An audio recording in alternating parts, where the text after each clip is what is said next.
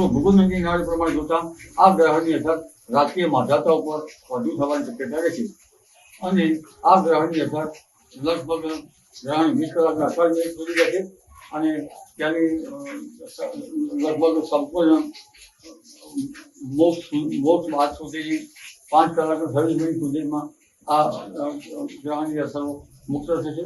12 કલાકના 57 મિનિટે ગ્રહણનો વેદ થશે. વૃદ્ધો માટે 19 કલાકના 33 મિનિટે વેદ પાડવાના છે.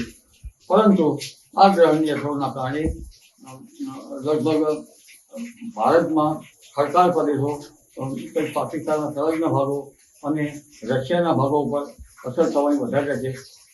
આંગ્લ દેશો, યુરોપના ભાગો પર વધારે અસર થવાની રહેશે. અમેરિકાના ભાગો પર વધારે અસર થવાની રહેશે.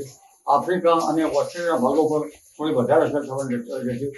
એટલે જે રશિયા વગેરે ભાગોમાંથી એક્સપોર્ટ ઇમ્પોર્ટ જે થતું હોય છે તેના કારણે બુધ જે છે તે વેપારનું કારણ છે અને વાણિજ્ય ક્ષેત્રે પણ તેનું અસરો થતી હોય છે. તેનું ધ્યાન રાખવાનું રહેશે.